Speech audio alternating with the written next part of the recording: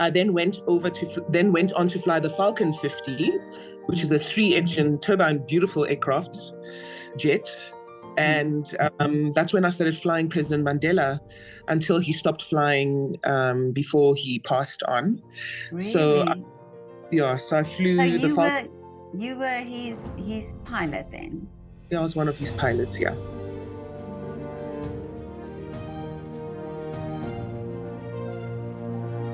Good morning, Annabel. It's so great to meet you here on Zoom. Hi, Petra. Thank you so much for inviting me. Yeah, it's a pleasure. Tell me, where are you based in South Africa? I'm based in Centurion. I live in Centurion, but I work out of OR Tambo. Okay. Yeah, so you're in aviation and you're a flight captain. Yes, I am. Yes, I am. Wow. Yes, I am. But what an amazing career you must have. Where did it start? Where did your love for aviation start? Was it already at a young age? At a very young age. At a very young age. I think I've told the story so many times, but you know what? I always enjoy repeating it because it brings back so many memories. I remember I had gone to the airport with my dad, and I was looking at, my mom was flying to Europe, and I was looking at the KLM airplane. It was huge. And the flight attendants came out, and I was saying to my dad, I was actually saying to my mom, I was saying to her, like, you know, what do these women do? Because they look so smart in their blue uniforms and their hats. And my mom said, no, well, you know, they are there for the safety of the airplane, and then they serve us food on board. And I said, oh, okay. And then I saw these 2 men behind the women, and I said, you know, but their uniform is different, you know, so she has to explain now to a 7-year-old, their uniform is different. So what do they do? And she says, no, those are the guys that actually fly that airplane. I said, but how do they fly that airplane? She says, I don't know, but it's not for women. Oh, really? Yeah, no, it's not for women. It's not your kind of thing. So then I said, well, I want to do that, you know? She said, nope, not your kind of thing. So ever since, you know, I stood outside my house as a kid, and I'd look at this airplane and I'd think, how does it stay in the air? But, you know, at that time we had encyclopedias. I didn't have the luxury of the internet, you know, where you can go and Google. I'm not that old, by the way. And so, you know, I would read some stuff in the encyclopedia, and it would speak about Amelia Earhart, it would speak about, but, you know, I didn't really understand the concept of aviation. And so when the Air Force then came to my school and was... and said that, listen, you know, we are looking for women of color, and we're looking for pilots. I remember it was a lady called Ria Botma, and we're still friends up to today, 24 years later. Yep, Major Ria Botma. And Ria said to me, listen, you know what, I'm going to take you as a mentor, and I'm going to show you how the Air Force works, because she'd already been in the Air Force for 20-something years. And she's like, you know what, you'd be a good candidate for this program. You're doing math, you're doing science, your grades are good. Your parents just don't have money for you to go to the Air Force. For you to fly commercially. And so I did the psychometrics. I did, you know, it's tedious, the testing in the military, because they test for if you are colorblind, they test for your arm, your length from your elbow to your wrist, because because some people go into fighter flying into the fighter jets, and you have to have the correct arm length. So because they test for every... they test for, they put you in the decompression chamber to make sure that your ears will be able to withstand climbing at a rapid rate to 35,000 feet. So they test all of those things. And I was successful. And then I started my pilot's course in 1999. 1999, yeah. I started on the 5th of January. That's not so long ago. And but when you heard military, and was this something that, or did you just think of the flying part of it? I just thought of the flying. I didn't really understand because I was still young. I was young. I was young. And I didn't really understand what it entailed. I knew I'd watched movies and I knew that the military was all about discipline, but I didn't know how much it entailed. But I knew that I just wanted to fly. And so if it meant that I had to do it through the military, then I had to do it through the military because my parents financially weren't able to give me the career that I wanted.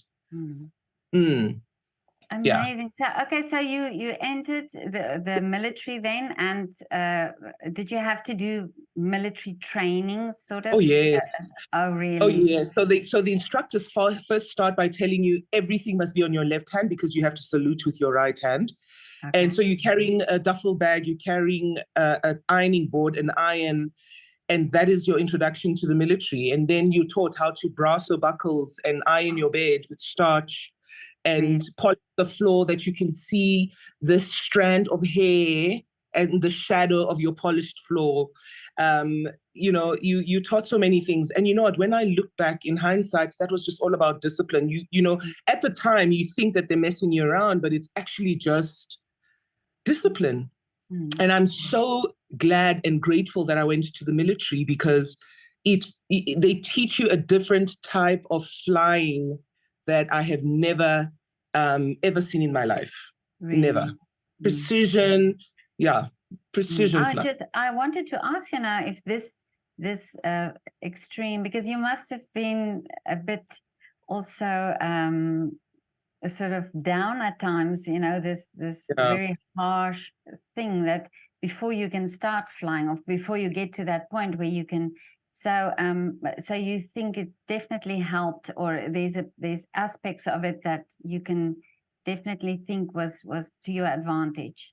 Oh yeah, and you know, I mean, when I did basic military training, I was on course with the most amazing people, and I think that is what the military is about, is the camaraderie of the people that you meet on your course. Because you know, if you're taught in the military that if one person is down, you carry him or her. And so the people that I was on course with in 1999, I'm still friends with them up till today.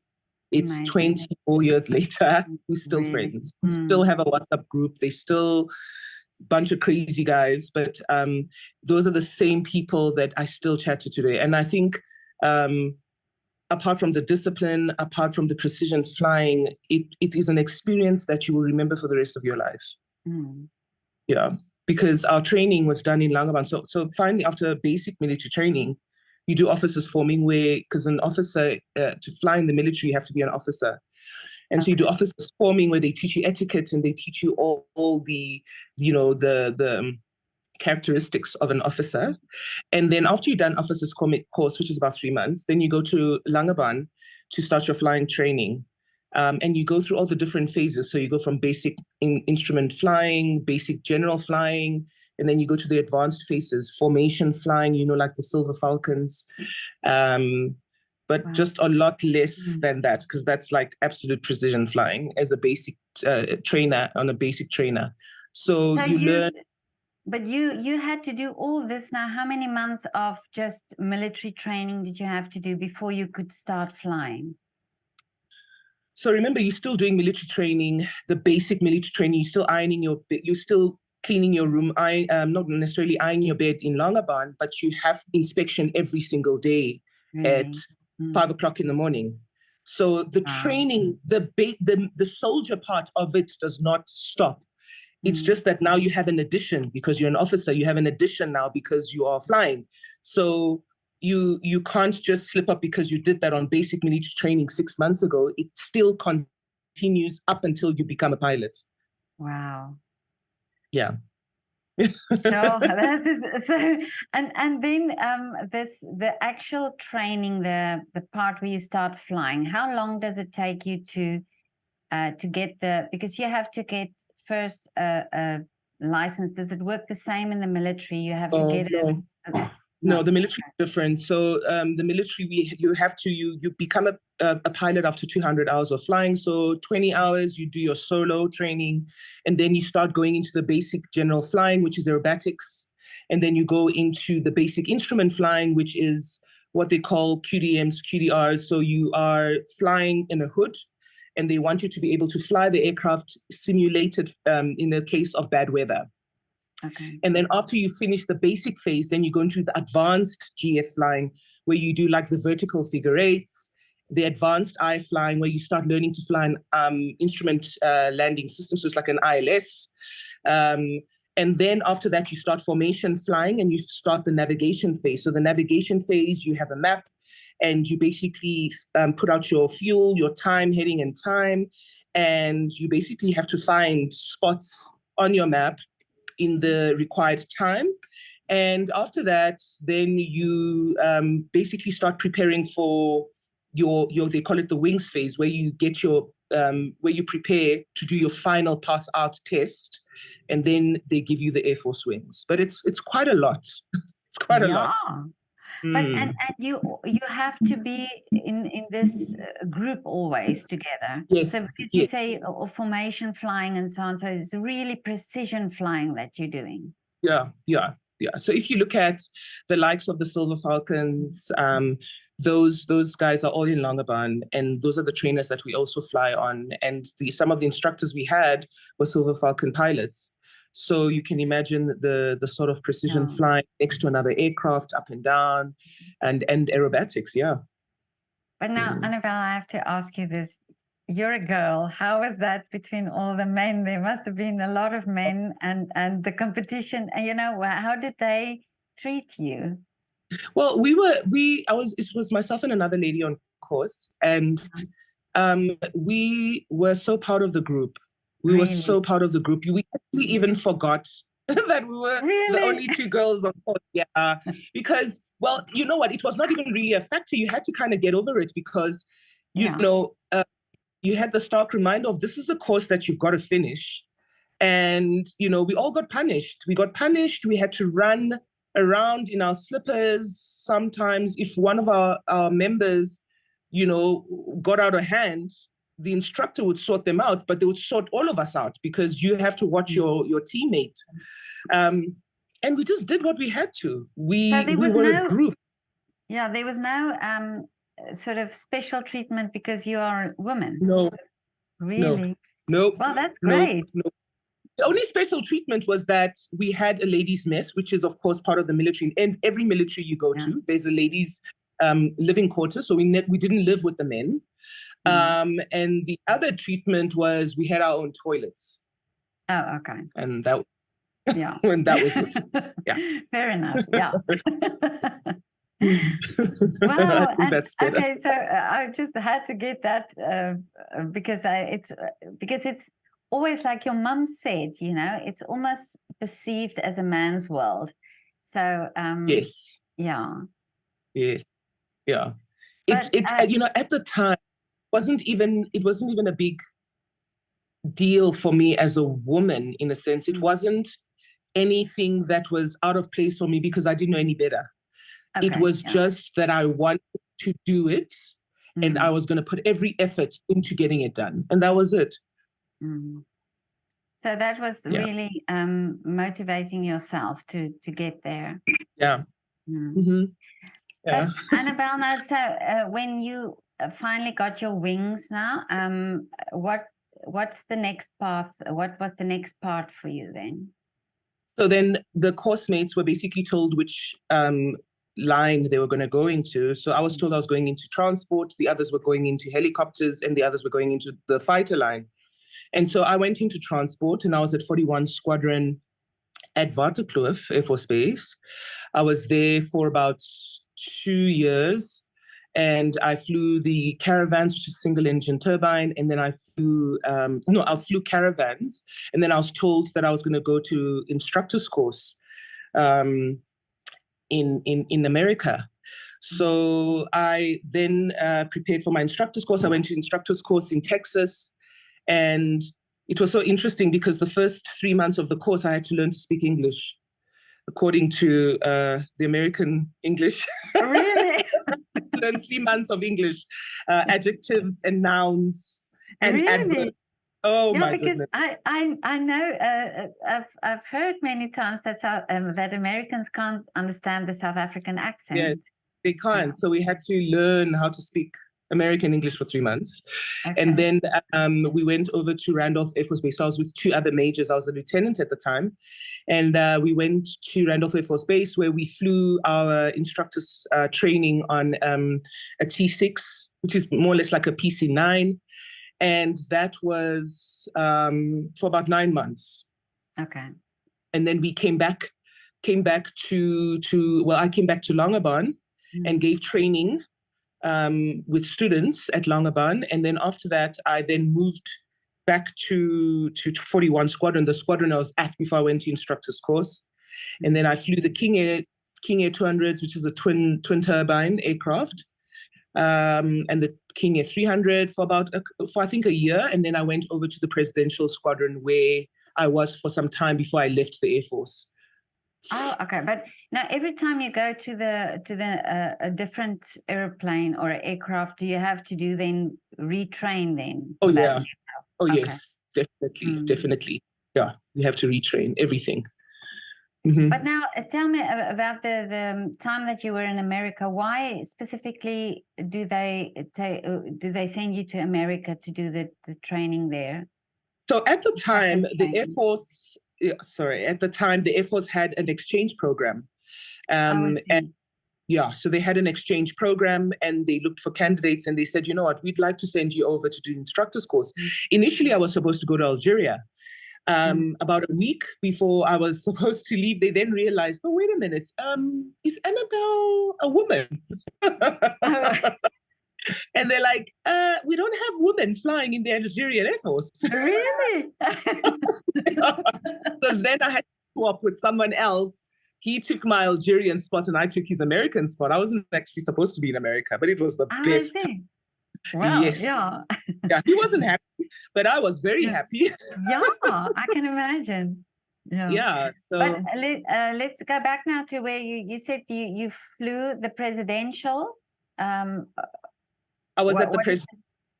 So I went to the Presidential Squadron. So they have different types of airplanes there. I first started off on the Citations, which was the smallest airplane. I flew the Citations for some time. I became a captain on the airplane and an instructor on the airplane. And then I went on to fly the Falcon 50, which is a 3-engine turbine, beautiful aircraft jet. And that's when I started flying President Mandela until he stopped flying before he passed on. Really? So, so I flew the Falcon. You were his pilot then? Yeah, I was one of his pilots, yeah. Oh, yeah. Wow. What a privilege. Yeah. But how amazing it must have been for him. Also, to think that you've achieved that. Yes. I was very, very scared the first time I met him. I must say it was what an honor. Hey, it was so awesome meeting him. And, we had these conversations and he would say, wow, he said he first met the first women, Black women who flew airplanes in Nigeria. And he would have this conversation as to, he wondered, why were they going to the front of the airplane? And the president at the time said, well, these women fly us. And he said, what? I can't wait for South Africa to have women of color flying, or women, period, flying airplanes. Yeah. And he says, he would tell me, well, this is what we fought for. This is what I was in Robben Island for. And I'm so happy to see this. And then how old are you? You 20 something and you're flying an airplane. Oh my goodness, does your mother know? And we had the most amazing conversations. I learned so much as to his experience in exile, and it was really, really just an honor to fly him. It was really an honor. But in the whole, if you think of the whole situation in South Africa and everything that happened, and you told me that you were a little girl watching these two men, the pilots. Did you sometimes have to pinch yourself to think, here you are not just flying, but flying Nelson Mandela? I mean, this world figure. This is how amazing.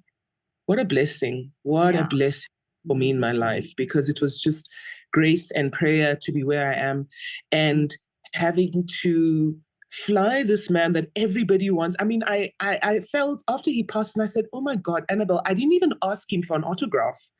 I had his books. Yes, because every time I was with him, I was just so engulfed in the conversations, I forgot. For 5 years, I didn't ask him for an autograph. I didn't ask him for an autograph. And after that, I did go on to fly the other heads of state. So I did fly President Mandela, President Mbeki and Zuma until I left.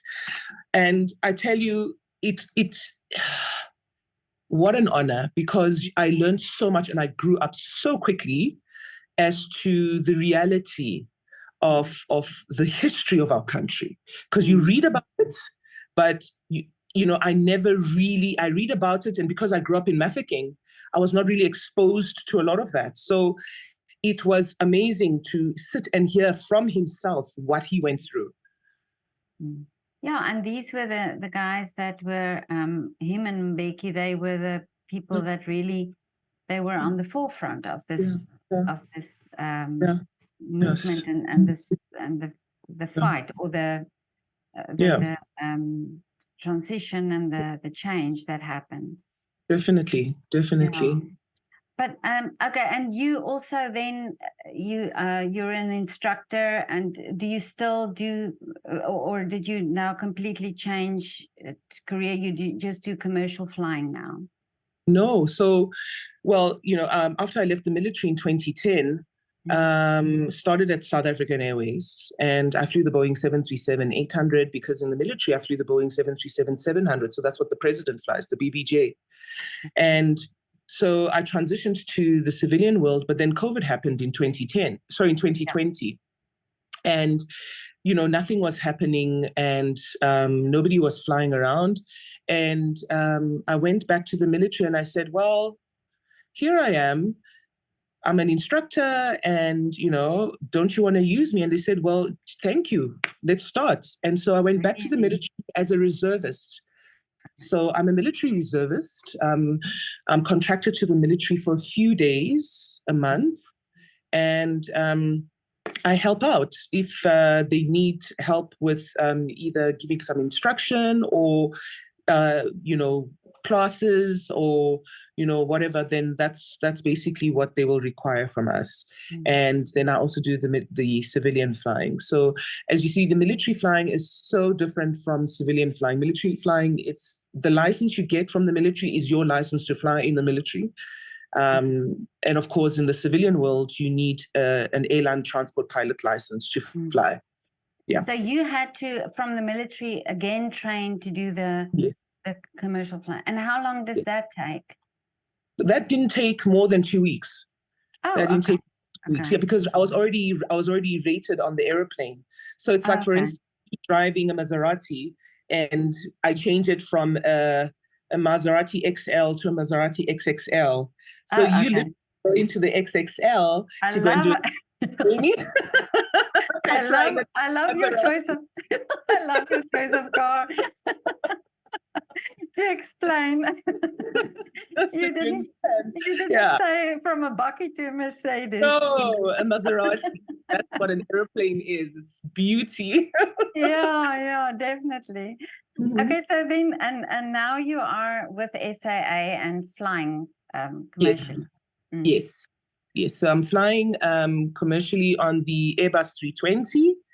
And then I'm also training with the military on the 737-700. And that's basically it. But now, how many women are there now in the military for flying that come in yearly to train? Is there a lot of interest? There is still quite a lot of interest. I don't know to the numbers. The numbers have never always been a lot because of just the training. So there are a few. I see now on the past Wings Parade that there were 2 women that got their pilot's license in the military. but I would be lying if I told you the numbers. I'm not sure So the it's not numbers. it's not, because I can imagine if, because you're talking about this military training, I can imagine that that could be also something that somebody really have to consider Oh, yes. before they do that. Because also the military gives you bound to the military training bond for 15 years. So if you go to the military, you're going to have to stay there for that time. So some people don't want to, but I think I think I was the last pilot's course to have an 8-year contract, and then the rest had 15-year contracts. So, but that's it was worth it for me, definitely. But now that you are in the commercial flying, can you see really the benefits that you had as a military pilot? Oh my goodness, yes. And what is interesting is that most of the pilots that are in the airline, let's say about 90% come from the military. Really? Yes. And so, oh my goodness, in terms of the type of flying you do in military is, flying into a dirt runway with 2 Bucky lights as the runway lighting, dark hole approaches, clandestine ops. Those are the kind of flying you do in the military, because it's all sort of like a simulated war situation. And that teaches you more precision in terms of your thinking, in terms of your operation, also when you fly commercially. So you just bring all that knowledge from the military into the commercial world, which is amazing, which I'm so blessed to have that, because some people don't have it. But, I'm so happy. I'm really, really happy to have had it. But it's so interesting that you say that, because I spoke to a pilot a while ago, South African pilot, and he said that South African pilots have this reputation that they sort of can do these things. He said sometimes in America you would have when nobody can come in for a landing because of the short landing space or the snow or whatever. When it's a South African plane coming in, they say, Springbok, you're ready to go. We have it, it's just a thing with South African pilots, and the best pilots in the world. I was listening to 94.7 last year, and I think it was, what's her name? The DJ. She was saying that everywhere South African pilots are admired, and we have the best training. And so you have all these companies coming now into South Africa and basically saying, do you want to come work for us? Because they know the kind of training that we have. Yeah. Yeah, because and also I spoke to a pilot just the other day, and he said he actually mentioned that he flies with his partner in their company is a woman, and he said that women are such good pilots, make such good pilots. And that you think, you assumed it would only be men who have these skills, but apparently women. I know now, I've heard before women are good at fishing, but now I know women are good at flying as well. Women are good at everything. Yeah. Women are good at everything. I mean, if we are trained well and we taught well and you show us exactly what to do, we just like a man. But in the cockpit, do you think what do you think is it that makes a woman a good pilot? Is because we can be a bit all over the place sometimes, but do you think it's our intuition in things that I'm saying we can be over the place, but I'm talking about myself, but I'm saying that, women, we are more intuitive and a little bit more emotional, do you think? But no. Not at all. I think maybe I'm not emotional. I think when you have so many years of experience, you work on facts. So I'm not emotional, and I'll speak for myself. When I deal with certain issues, especially in the flight deck, I'm not emotional about it. It has to be, what does the book say? Even if you fly somebody that doesn't really like you, it's not about the emotions. It's about getting the job done. We have standard operating procedures. We have crew resource management, and that teaches you how to handle situations. And so you can't be emotional about certain things. You just have to do your job. You know what I'm saying? And so I find that a lot of the women that I work with just do their job. And so and you would not believe that there are a lot more emotional men than women.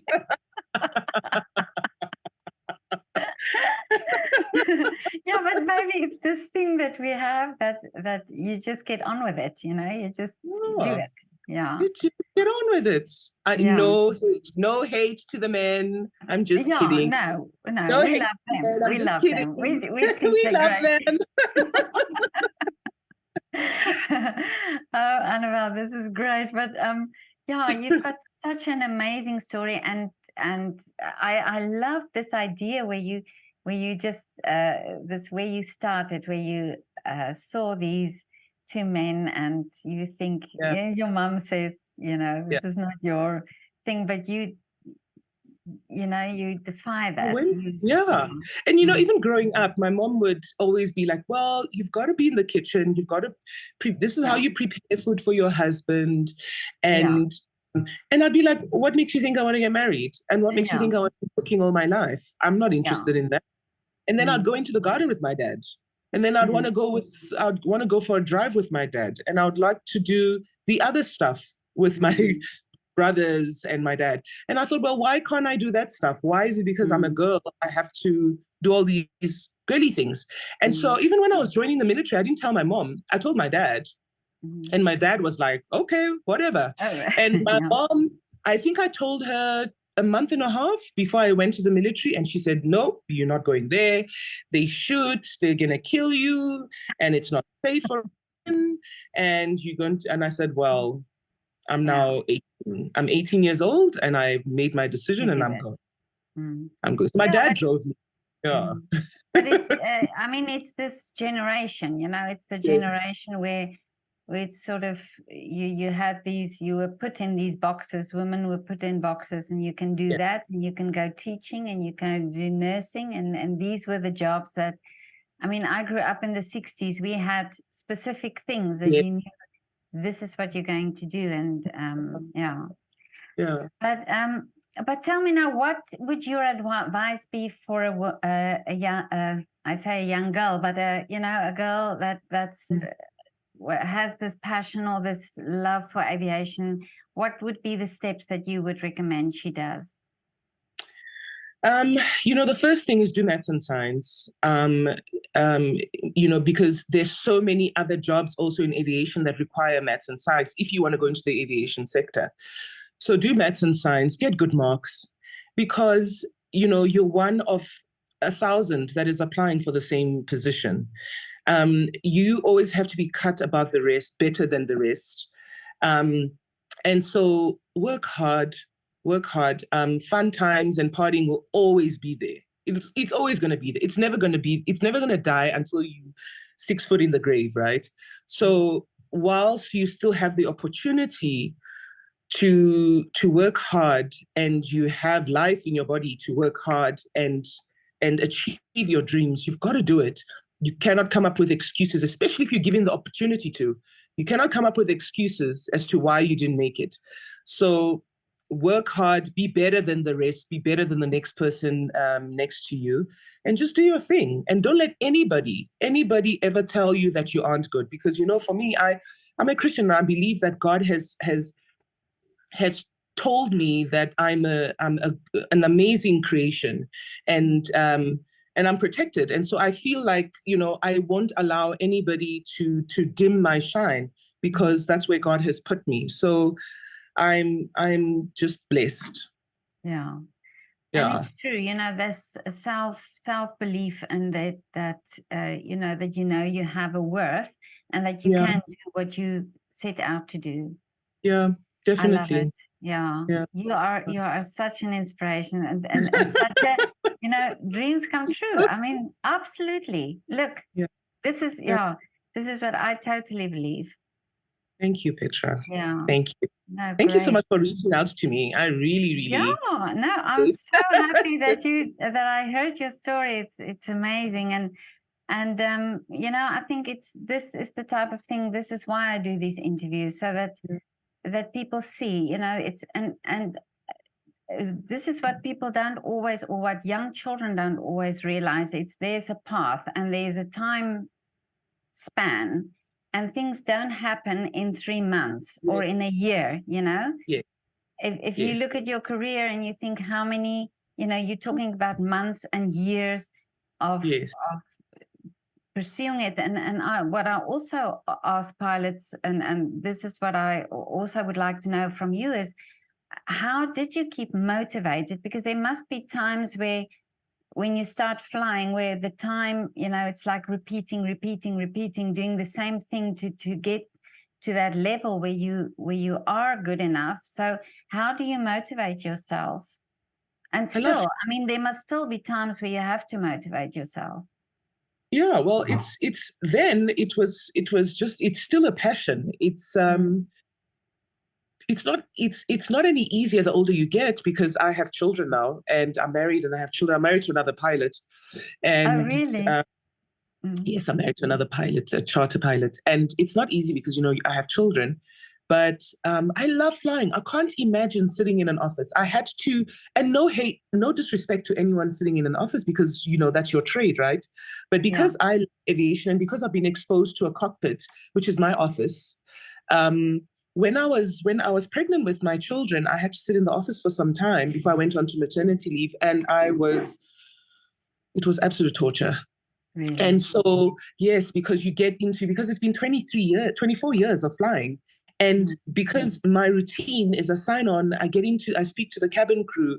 I fly with an amazing first officer, and we have interesting conversations, and we stick to standard operating procedures. I can't imagine doing anything else. So even though there was a downtime, I really regarded that as downtime. It was time to rest. It was time to have time with your family. It was time to catch up on my series. Yeah. It was time to read. It was time to meditate. It was time to relax. It was unfortunate people died during COVID, and heartfelt for that, definitely. And my condolences out to those who lost their lives due to COVID. And for the rest of us that were left on Earth, it was just time to breathe. And the passion for flying never left. It was just that time. I call it a timeout. And so then the world opened up again, and we're back in the cockpit, and it's go, go, go. Yeah. So But now yeah. now you said something interesting as well. So you have babies, you have children, and when you were pregnant, could you fly up to a certain time? Yes. Okay, I flew up till I was 25 weeks. Oh, and okay. And then after that, I went into the office. Oh, okay. And then, but how do you juggle now with children? Because you you must be away quite a while. Well, yes, but I also we disciplined, because me and my husband were both from the military. So we disciplined, and we teach our children discipline. So there's a routine. Whether we're here or not, there's a routine, and they've got to stick to the routine. Otherwise, they know there's going to be issues.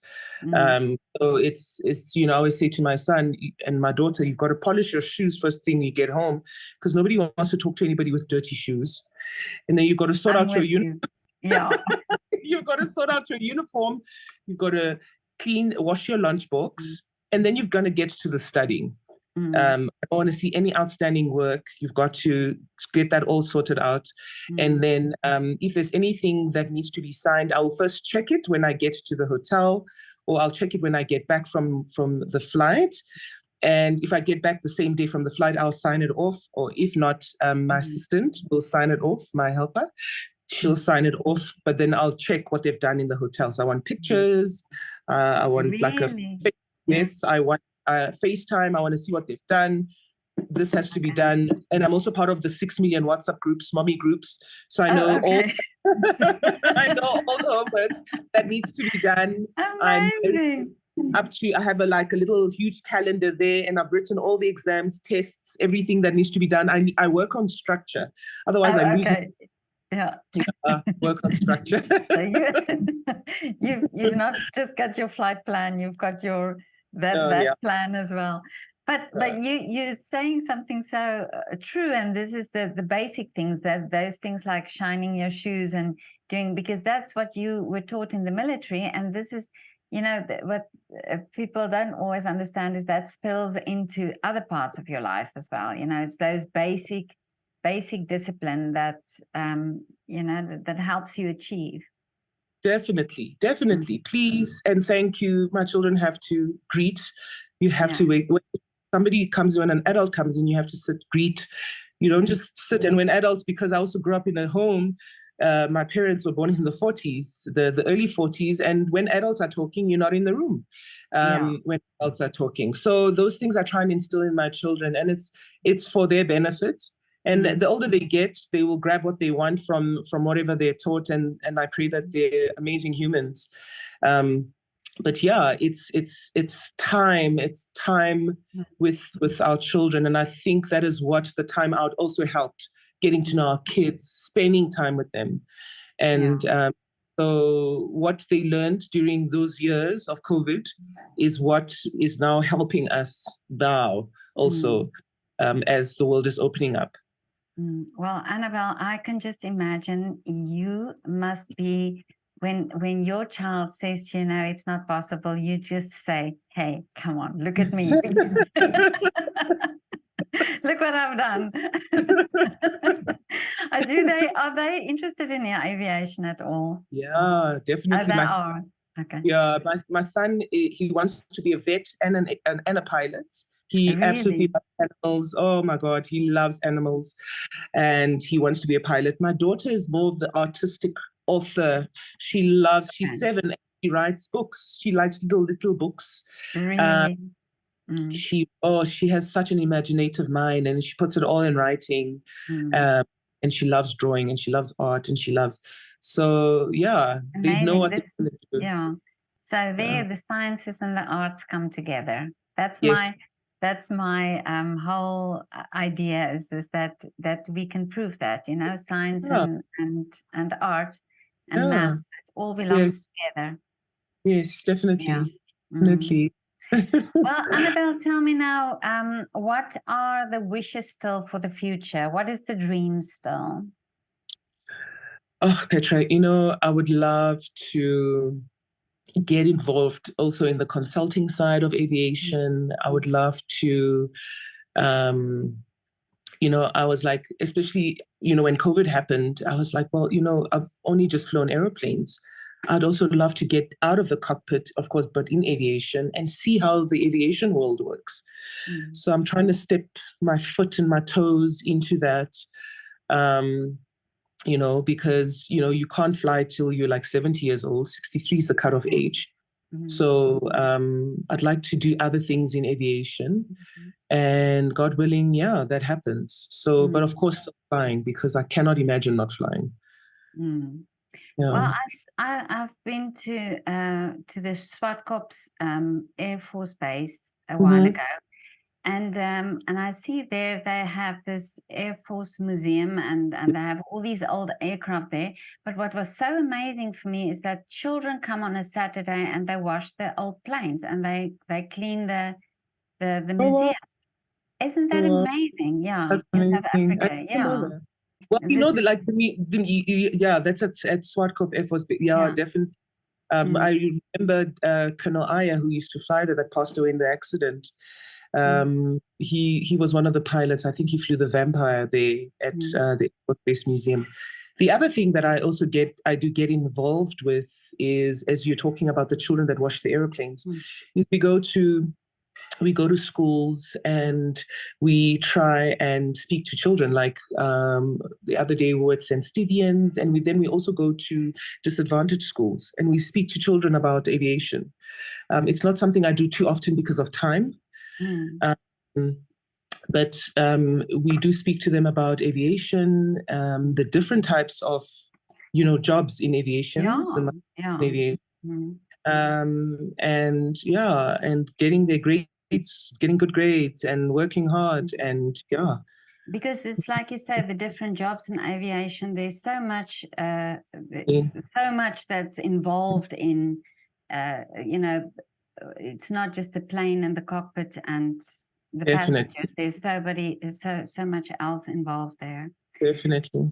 But thank you so much, Annabel, for this lovely interview and for telling your story.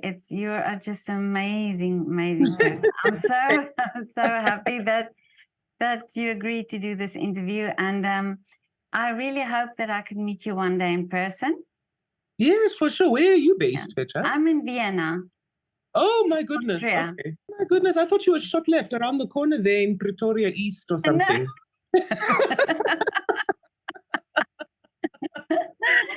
A little bit further than that, yeah. Oh my word. And how's the weather there? I know it's summer, right? It's amazing. It's today 25 degrees.